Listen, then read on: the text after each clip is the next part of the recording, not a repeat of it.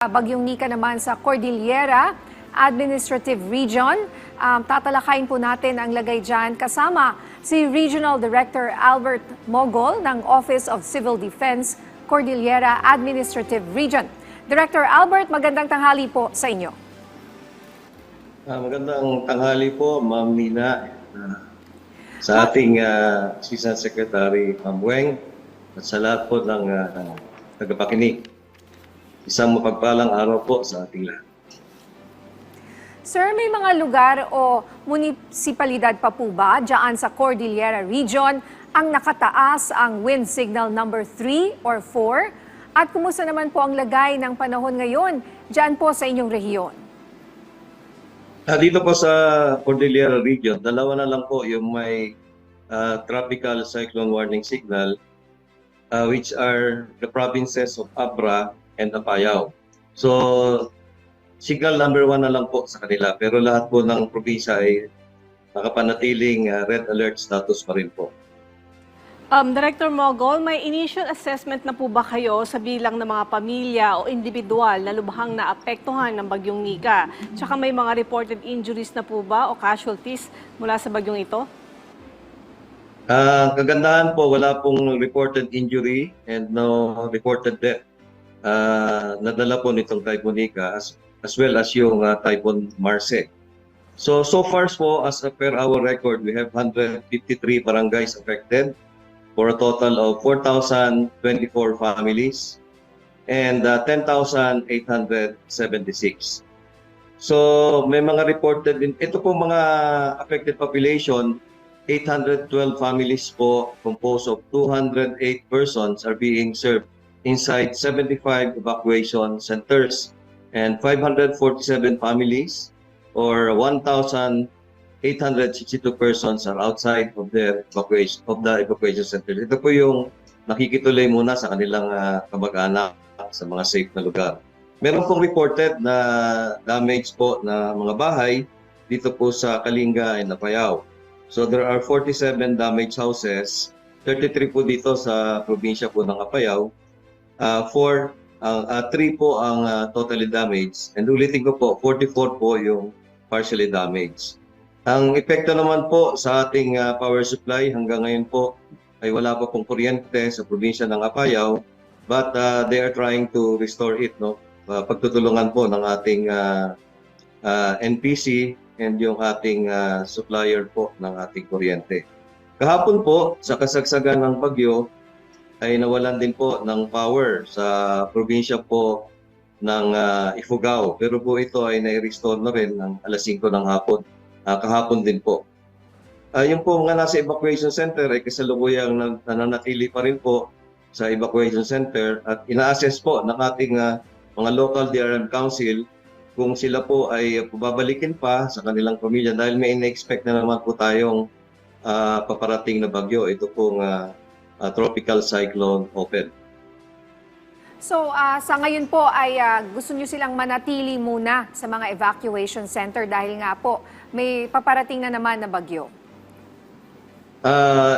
Kung ang masusunod po yung advisory ng Regional DRRM Council, inaabisuhan po namin na mas magandang manatili muna sila. Kasi ngayon pong hapon ay papasok na po ng Philippine Area of Responsibility.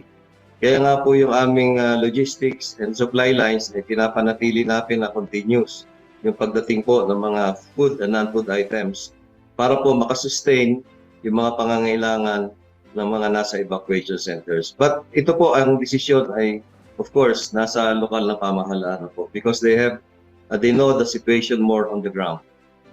Okay, kumusta naman po ang sektor ng agriculture, infrastructure at mga flood-prone area sa pananalasa po ng Bagyong Nika dyan po sa rehiyon? So far po, as of this time, no, wala na pong reported na flooding incidents, no, dito sa Cordillera Region. Kahapon po, medyo tumaas po yung tubig natin sa Chico River at dito po sa bandang Bugyas. Ano, ito po yung sa Bugyas, ito po yung bumababa sa probinsya ng Pangasinan. Kaya inaabisuhan natin yung mga karatig nating rehiyon But so far, yung report nila kanina, wala din naman pong adverse effect ito na nag-cause ng flooding sa mga mababang lugar sa Pangasinan. Ganoon na rin po yung Chico River kasi pag ito po ay malakas ang agos ay naapektuhan po ang karatig nating rehiyon ng Cagayan at Isabela. Pero so far po, dito po sa Cordillera region, wala po reported na flooding incident. So sir, may kalsada pa po bang hindi pa nadadaanan sa ngayon? Tsaka kumusta po ang clearing operations sa kasalukuyan? May mga, syempre may... Ongoing po yung clearing operation. Meron po tayong 6 reported na national highway na nagkaroon po ng road cut during Marse. Pero ngayon po, because of ito pong kasunod na naman, na saturated na po yung ating mga kalupaan dito, there are reported additional 17 road cuts dito po sa rehiyon. Pero ito po ay ongoing po yung ating continuous po ang road clearing operation na ginagawa po ng Department of Public Works and Highways. And habang maganda po ng panahon ay sinasamantala ito para po patuloy po yung ating mga lifelines, no? Particularly yung ating mga roads and bridges. So sir, yung mga landslide prone areas naman po, kung halimbawang delikadong daanan yon, syempre hindi natin maiiwasan, may mga biyahe, may magdadala ng mga pagkain, ganyan. So saan po yung pwede nilang daanan? Meron po bang alternate na daan? Meron po. For example po, dito sa Mountain Province, meron pong italang road cut dyan. Meron po tayong mga alternate routes, particularly dito sa bandang Sabangan, kasi nagkaroon ng road cut dyan. As reported yesterday. So meron po tayong alternative route at meron po tayong mga nakaabang na mga PNP personnel and from the local government units na nag-aabang po. May mga checkpoint po sila na in-establish at naka-standby din po yung ating mga road clearing equipment from DPWH. So continuous po ito at continuous din po yung pag-abiso natin sa ating mga motorista. Okay. Sa mga kababayan po nating, balikan lang natin yung mga nasa evacuation shelters. Kumusta po sila doon ngayon at ano po ang mga natatanggap na tulong nila mula sa pamahalaan ngayon? Sa mga wala naman po dyan sa evacuation centers at kailangan rin ng tulong para sa kanilang mga tahanan, saan po sila pwedeng dumulog? Actually, ma'am, tuloy-tuloy po yung ating support. Aside from yung mga binibigay po ng local government units, kasi sila naman po yung first responder. Dito po sa probinsya po ng Apayao, na isa sa mga naapektuhan nitong Typhoon Marse, at tuloy-tuloy po yung dating po ng mga family food packs. As of this moment, yung 10,000 from the national warehouse ng DSWD ay on the way na po. Bukod po doon sa additional na 6,000 family food packs na dineliver namin kahapon sa Apayao. So, we are confident na this is more than enough